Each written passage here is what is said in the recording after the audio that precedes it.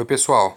Um assunto que tem estado muito à tona ultimamente no Facebook, nos blogs, é sobre as imunizações para as meningites bacterianas, né? Desde que aconteceu essa tragédia com o neto do ex-presidente Lula, tem se falado muito, né? Muitos pais estão em dúvida se eles devem ou não devem dar as vacinas particulares, se as imunizações do SUS são suficientes, se elas realmente protegem, se elas são boas, né?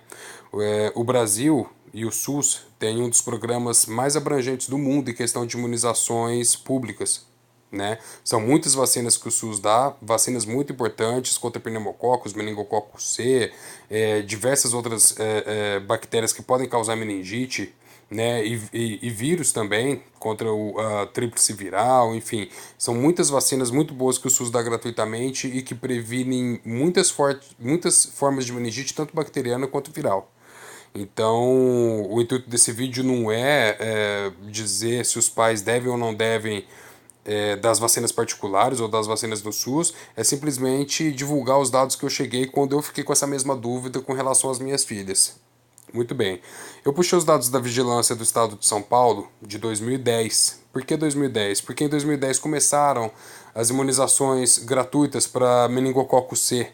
Então, a gente tinha muitos casos de meningococo C e com o decorrer dos anos, dos últimos 8 anos, esses casos foram caindo. Então, se eu pegar os dados atuais de 2018, a gente não vai conseguir medir o impacto da vacina, né, que o SUS está dando. Então, a gente precisa pegar os dados antes da imunização começar, que são esses, para comparar realmente o que acontece quando a gente dá as vacinas do SUS e o que acontece quando a gente dá as vacinas particulares. Muito bem. Aqui nessa coluna B, a gente tem os dados, a gente tem os tipos de bactéria que podem causar meningite, para os quais tem vacina e outros que não tem vacina.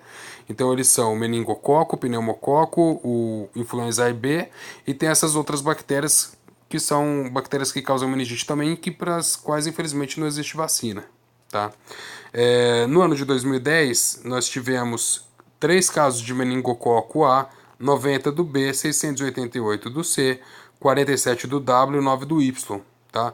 Outros meningococos, para os quais não existe vacina, existe o meningococo D, existe o meningococo X, uma infinidade deles, foram 610 casos. Aqui também estão os casos para os quais não se definiu qual meningococo era, ou porque não fizeram a cultura ou não conseguiram chegar em uma conclusão de qual meningococo causou aquele caso de meningite. Então, dentro desses 610 casos aqui. Pneumococos foram 442 casos no ano de 2010, meningite por influenza A e B 416 e as outras bactérias 1152, tá? Totalizando 3.455 casos. Muito bem. Nessa coluna D, eu coloco a eficiência das imunizações, a eficiência das vacinas. Essa eficiência pode variar um pouquinho de dado para dado, de bula para bula, mas elas sempre estão em torno entre 85% e 90%, né, que é uma eficiência muito comum para muitas vacinas.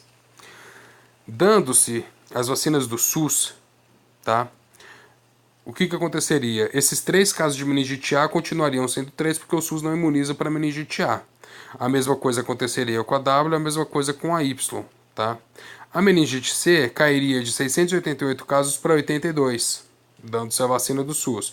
E a meningite B, os 90 casos continuariam sendo 90 porque a vacina da meningite B só existe na rede particular. Os outros meningococos continuariam aqui, 610, e dando-se a vacina pneumo 10 do SUS, os 442 casos de pneumococos cairiam para 133. Para a influenza A e B, dando-se a vacina pentavalente, né?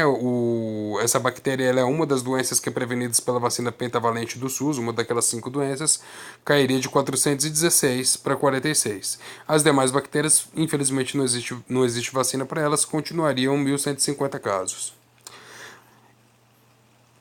A gente totalizaria aqui, imunizando-se as meningites pelo SUS, para 2.170 casos, cairia de 3.455 para 2.170. O que acontece no particular? No particular existe a vacina ACWY, né, meningo ACWY, então esses 3 casos de meningite A cairiam para 0 ou para 1, os 47 casos da meningite W cairiam para 6, os 9 da Y para 1, né? Existe a outra vacina que é a meningo B, que é uma vacina nova, né, do ano de 2015, que ela entrou no Brasil. Esses 90 casos cairiam para 14. Para os outros meningococos, 610 continuam 610, porque são tipos para os quais não existe vacina. E, dando-se a vacina pneumo 13, aqui para o pneumococo, esses 442 casos cairiam para 44. Para o influenza A e B, dando-se a vacina tanto a pentavalente do SUS quanto a hexavalente do particular, não muda nada, continuariam 46 casos, né? Os 416 cairiam para 46.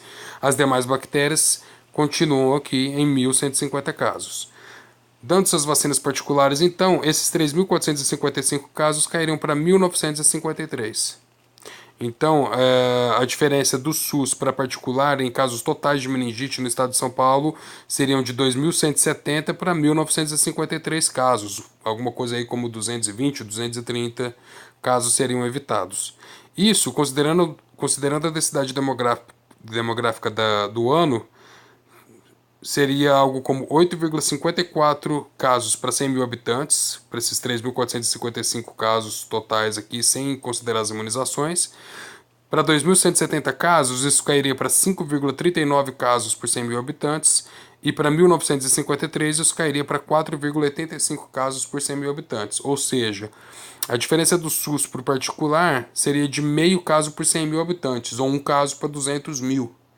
Então, esse é o dado que o pai tem que considerar quando ele vai decidir se ele vai dar ou não as vacinas particulares. São vacinas boas. Eu acho que os pais que têm condições de dar devem considerar dar essas vacinas, mas tem que ter uma perspectiva real do impacto que essas vacinas vão dar realmente na probabilidade de se contrair uma meningite meningocócica ou pneumocócica ou por qualquer bactéria, que seria de um caso em 200 mil a diferença. Então, esse é o dado para o qual... Esse é o dado que a gente chegou aqui como conclusão e é o dado que eu considerei quando eu decidi dar ou não as vacinas particulares para as minhas filhas. E eu acho que os pais que decidiram por dar as vacinas do SUS podem ficar tranquilos, porque o principal das imunizações já é contemplado aqui.